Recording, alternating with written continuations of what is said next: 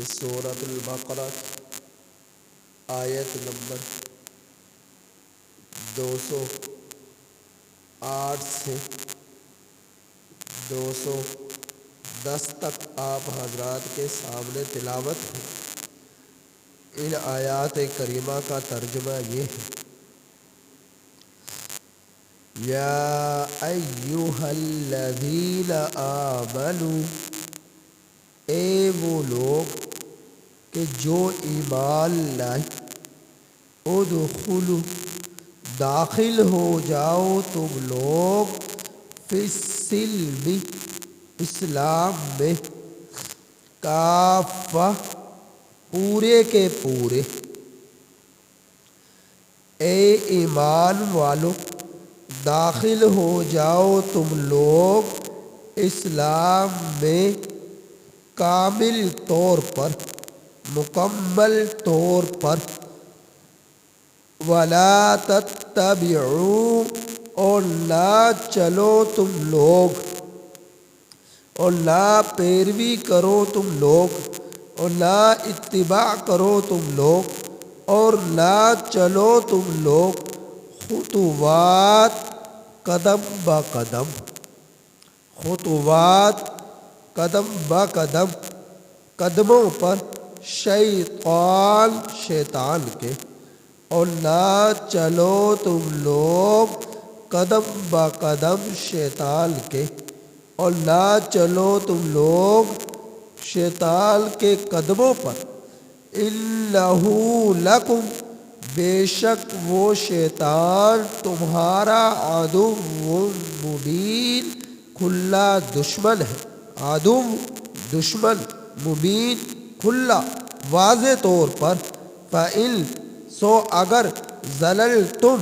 تم ڈگمگا گئے، تم پھسل گئے، من بعد اس کے کہ ما جاءتکم البینات، کہ تمہارے پاس آ چکی واضح دلیلیں، روشن دلیلیں۔ فَاعْلَمُوا، سو خوب جان لو، ان اللہ، بے شک اللہ تعالی، عزیز، غالب، حکیم، حکمت والے۔ سو جان لو، بے شک اللہ تعالی زبردست حکمت والے ہیں۔ هل ينظرون، نہیں ہیں یہ لوگ منتظر، سوائے اس کے کہ الا ان یأتیہم اللہ، کہ آ جائے ان لوگوں کے پاس اللہ تعالی، فی ظلل، سایوں میں، من الغمام، بادلوں کے، کہ آ جائے ان لوگوں کے پاس اللہ تعالی بادلوں کے سائے میں۔ والملائکۃ، اور فرشتے، وقضی الامر، اور معاملہ پورا ہو جائے، قصہ تام ہو جائے، قصہ ختم ہو جائے۔ وَإِلَى اللَّهِ، اور اللہ ہی کی طرف، ترجع الامور، تمام امور لوٹتے ہیں۔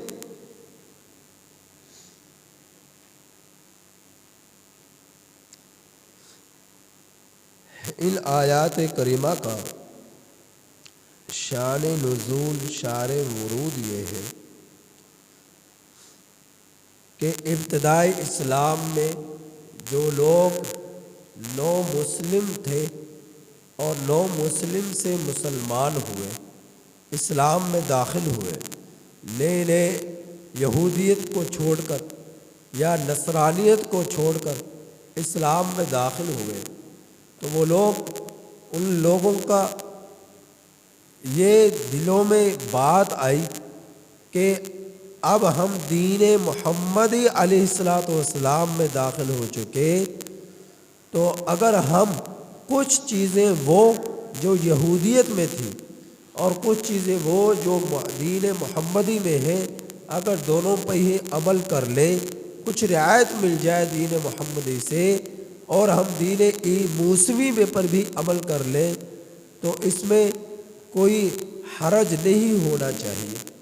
جس طرح کہ حضرت عبداللہ بن سلام رضی اللہ تعالیٰ عنہ یہودیت کو چھوڑ کر، دین موسوی کو چھوڑ کر اسلام کے اندر داخل ہوئے، تو دین موسوی کے اندر ہفتے کے دن کی تعظیم کرنا واجب تھی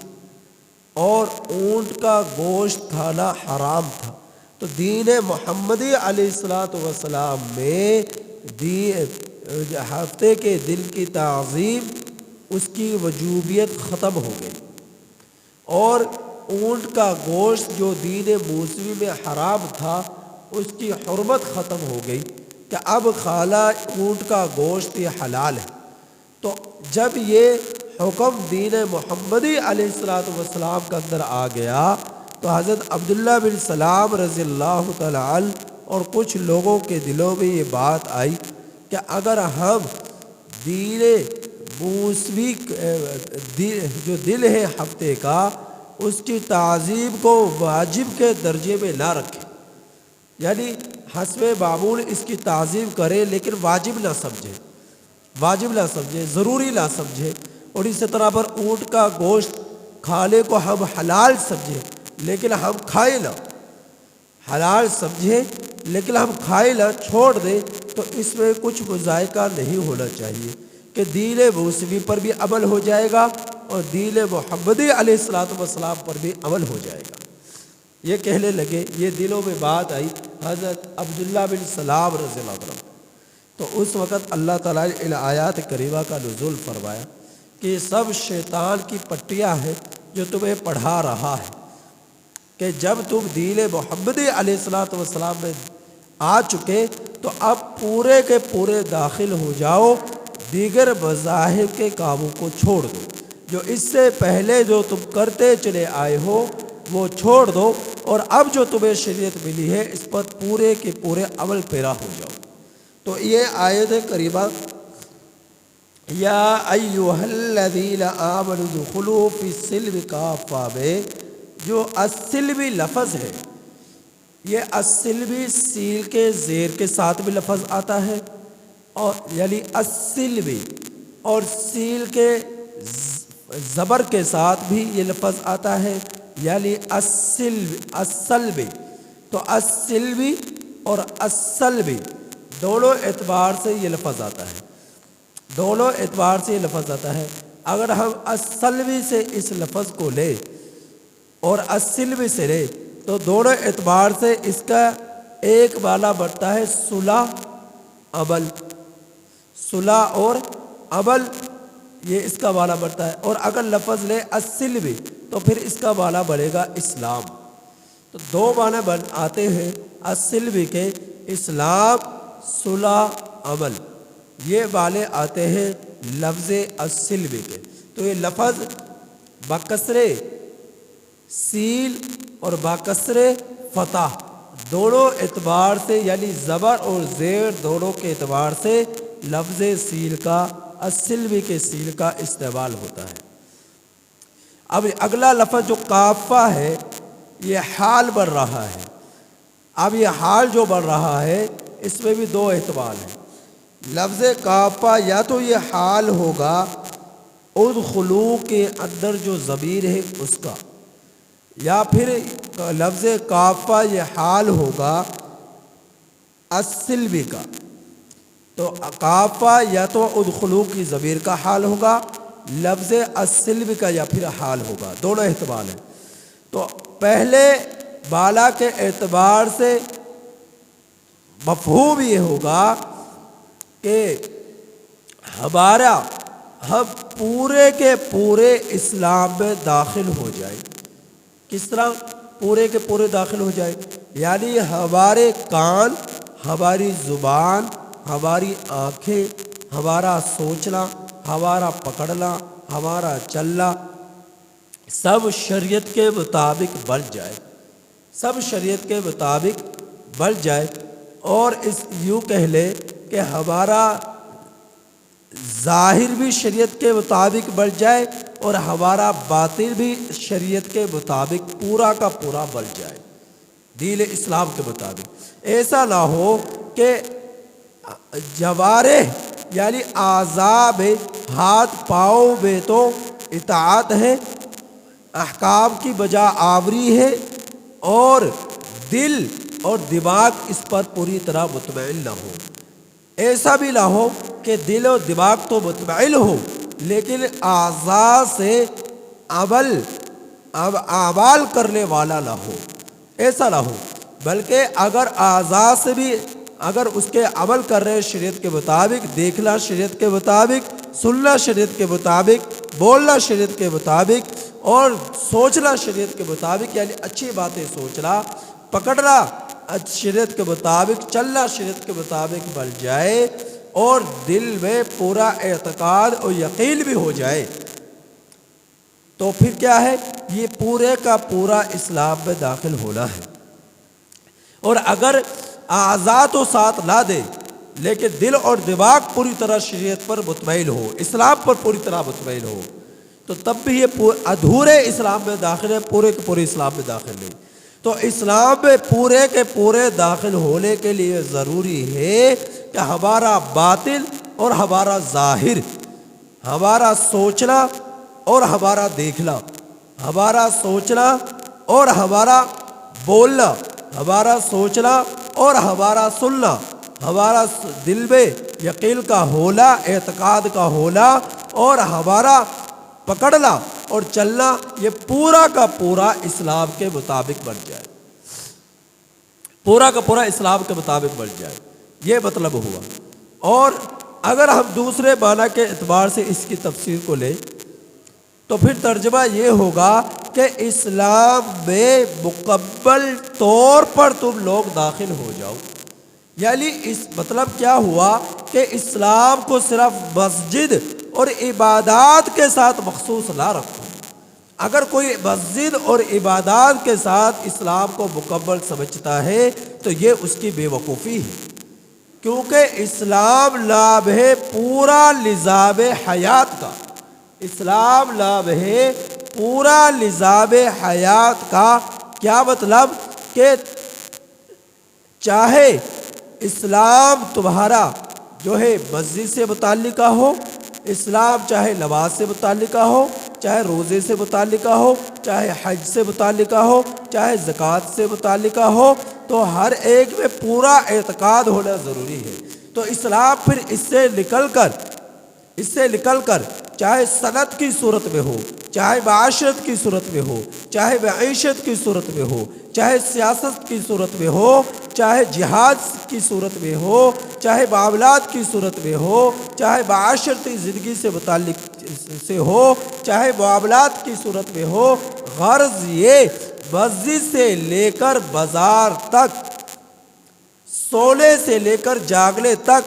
صبح سے لے کر شام تک، شام سے لے کر صبح تک، ہمارا چلنا پھرنا، اوڑھنا بچھونا، معاملات، تجارت، ہمارے سفر، ہمارا جہاد، ہماری عبادات، ہماری تہجد، ہماری نمازیں، ہمارا جہاد، ہماری زکوٰۃ، اور اسی طرح پر ہماری معاشرتی زندگی، ہماری معیشت، ہماری صنعت کاری، ہماری تجارت، ہمارے جو ہے اخلاقیات، ہمارے معاملات، ہمارے عبادات، یہ سب کے سب مکمل طور پر اسلام میں ڈھل جائے۔ تو اسلام صرف مسجد اور عبادات تک نہیں ہے، سیاست بھی اسلام کا حصہ ہے، سیاست بھی اسلام کا حصہ ہے، بشرطے کہ اسلام کی خاطر سیاست ہو، اعلاء کلمات اللہ کے لیے سیاست ہو، اور صرف دنیا کی طلب دنیا کے لیے سیاست نہ ہو، طلب وزارت کے لیے سیاست نہ ہو۔ اگر وزارت مطلوب ہو اس وجہ سے کہ اسلام کا نظام نافذ کر لو، اگر جو ہے صدارت ہے تو اس کے لیے وہ اس وجہ سے کہ اسلام کا نظام نافذ ہو، نظام حیات پوری طرح اسلام کا جو ہے وہ پوری طرح نافذ ہو جائے، اس لیے سیاست ہو۔ اگر جہاد ہے اسلام کے خاطر، اگر معیشت ہے اسلام کے مطابق، اگر معاشرتی زندگی ہے اسلام کے مطابق، ہماری صنعت کاری ہے، تجارت ہے، فیکٹریاں ہے، ملز ہے، تو اس کے اندر رزق حلال، امانت داری، دیانت داری پوری اسلام کے مطابق، ہمارا بولنا، ہمارا سونا، ہمارا جاگنا، ہمارا چلنا، ہمارا پھرنا، ہمارا اوڑھنا، ہمارا بچھونا، سب کا سب سنت نبی علیہ الصلوۃ والسلام کے مطابق ہو، گویا کہ پوری زندگی سنت اور قرآن کے مطابق ڈھل جائے۔ اس پورے نظام جو سنت اور قرآن کے مطابق ہے، اس پورے کے پورے نظام کو نظام حیات کہتے ہیں۔ تو ہمارا یہ پورا کا پورا نظام حیات اسلام کے مطابق ہو جائے، اور اسلام ہے قرآن اور سنت کے مطابق، قرآن اور سنت کے مطابق، اور اتباع صحابہ کے مطابق، اتباع تابعین کے مطابق یہ پورا نظام حیات جو اسلام کا ہے، اس میں مکمل طور پر ہم لوگ سر سے لے کر پاؤں تک، باطل سے لے کر ظاہر تک، ظاہر سے لے کر باطل تک مکمل طور پر داخل ہو جائے تو پھر کہا جائے گا کہ یہ مسلمان ہے۔ اگر پورے کے پورے ہم داخل نہ ہوئے، ناقص ہوئے، پھر مسلمان کہلانے کا ہمیں کوئی حق نہیں ہے۔ تو اب اس تعریف کو لے کر، اس نظریے کو لے کر اب ہم غور و فکر کریں، ہماری مسجد سے لے کر گھر تک، ہمارے گھر سے لے کر بازاروں تک، ہمارے بازاروں سے لے کر گھر تک، کہ ہماری زندگی ظاہر اور باطل، اعضاء کی صورت میں، باطل کی صورت میں اور ظاہر کی صورت میں کتنی اسلام کے مطابق گزر رہی ہے۔ اگر مکمل اسلام کے مطابق گزر رہی ہے تو پھر ہم اس بات کے حقدار ہیں کہ ہمیں مسلمان کہا جائے۔ اگر یہ مکمل نظام حیات ہمارا اسلام کے مطابق نہیں ہے پھر ہمیں مسلمان کہلانے کا کوئی حق نہیں ہے۔ تو اللہ رب العزت نے ہمیں متوجہ کیا اور فرمایا کہ اے ایمان والو، تم مکمل طور پر پورے کے پورے اسلام میں داخل ہو جاؤ، اور یاد رکھو شیطان تمہارا کھلا دشمن ہے۔ شیطان کے نقشے قدم پر نہ چلو، اس کی پیروی نہ کرو۔ شیطان تمہیں برائیوں کی طرف کھینچ رہا ہے، بدیانتوں کی طرف کھینچ رہا ہے، معصیت اللہ کی طرف کھینچ رہا ہے۔ تو تم جو ہے اب جو برائیوں سے، منکرات سے رک جاؤ، روک لو، اور جو ہے اسی طرح پر نیکی کی طرف راغب ہو جاؤ، متوجہ ہو جاؤ، تو تمہارا جینا مرنا پورا کا پورا اسلام کے مطابق ہو جائے۔ تو فرمایا کہ شیطان تمہارا کھلا دشمن ہے، تو وہ تمہیں تمہارے رب سے دور کرنے کی کوشش میں لگا ہوا ہے، کبھی حرام کھلا کر، کبھی جھوٹ بلا کر، کبھی رشوت دلا کر، کبھی سود کھلا کر، کبھی جو زنا کروا کر، کبھی بے حیائی کروا کر، تو کبھی تجارت میں بدیانتیاں کروا کر، اور کبھی جو ہے دھوکہ دہی کرنے کی صورت میں، اور کبھی جو ہے اللہ تعالیٰ کی طرف سے عائد کردہ فرائض کو چھڑوا کر، اور جو ہے جھوٹ مکر فریب کے اندر مبتلا کروا کر تمہیں اسلام سے، ایمان سے دور کرنے کی کوشش میں لگا ہوا ہے، اور تمہارے ایمان اور اسلام دونوں کو کمزور کرنے کے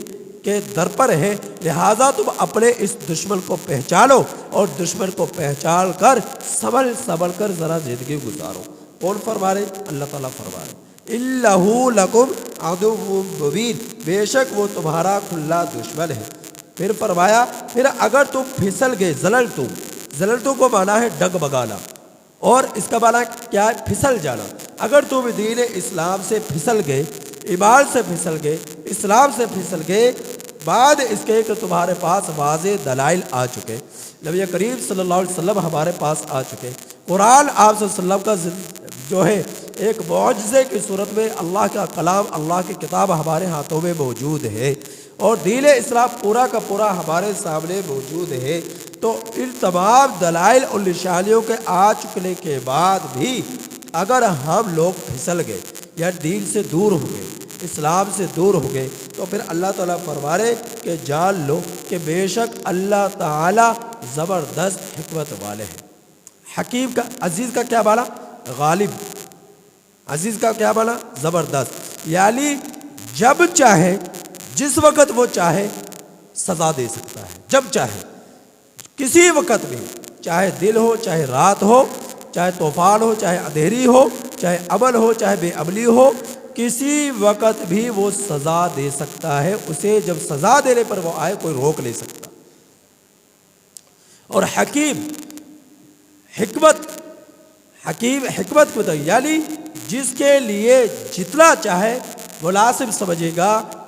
اتنی سزا دے گا، چاہے زیادہ سزا دے چاہے کم سزا دے، جب چاہے گا جس وقت چاہے گا وہ سزا دے سکتا ہے، اور جتنی چاہے گا وہ سزا اتنی دے سکتا ہے، وہ اس بات کا لائق اور حقدار ہے۔ اور فرمارے اللہ تعالیٰ فرمارے لہٰذا دین اسلام سے پھسلو نہ، اسلام سے دور نہ ہو، اسلام سے ڈگمگاؤ نہ۔ اور پھر فرمایا کہ کیا یہ لوگ منتظر ہیں اس بات کے کہ اللہ تعالیٰ بادلوں کے سائے میں آ جائے اور فرشتے آ جائیں؟ تو یہ متشابہات میں سے ہے اللہ رب العزت کا آنا۔ تو یہ قیامت کے دن ہوگا کہ جب قیامت قائم ہوگی تو اللہ رب العزت جو ہے بادلوں، گہرے بادلوں میں، اور فرشتوں کا رش اور ہجوم ہوگا، ان سب کے ارد گرد ہجوم کے ساتھ اللہ رب العزت جو ہے لوگوں سے حساب و کتاب کرنے کے لیے تشریف لائیں گے۔ وہ کس طرح لائیں گے یہ اللہ تعالیٰ بہتر جانتے ہیں کہ وہ کیفیات کیسی ہوگی، وہ اللہ رب العزت کا آنا کس طرح ہوگا۔ بس ہم لوگوں کے لیے حکم یہ ہے کہ ہم اس پر ایمان رکھیں، کیونکہ یہ آیت کریمہ اللہ رب العزت کا یعنی کہ آنا بادلوں کے سائے میں یہ متشابہات میں سے ہے، سمجھانے کے لیے ہے۔ اب آنا کس طرح ہے، کن کیفیات کے ساتھ ہے، وہ اللہ تعالیٰ زیادہ جانتے ہیں، وہ اللہ ہی کے علم میں ہے کہ وہ آئے گا کس طرح۔ تو کل قیامت کے دن یہ معاملہ، یہ منظر پیش ہوگا اور فیصلہ مکمل ہو جائے گا۔ وقضی الامر، قصہ تاب ہو جائے گا، قصہ تاب ہو جائے گا۔ جو کچھ ہم زندگی گزار کر آئے، جو کچھ بھی ہم کر آئے ہیں زندگی میں، یا کر رہے ہیں یا کر چلے جا رہے ہیں لوگ، سب کے سب لوگوں کو اللہ کے ہاں جواب دہی دینی ہوگی، اللہ کو جواب دینا ہوگا، اللہ رب العزت کو حساب و کتاب دینا ہوگا۔ وَإِلَى اللَّهِ تُرْجَعُ الْأُمُورُ، اور اللہ کی طرف تمام امور لوٹتے ہیں۔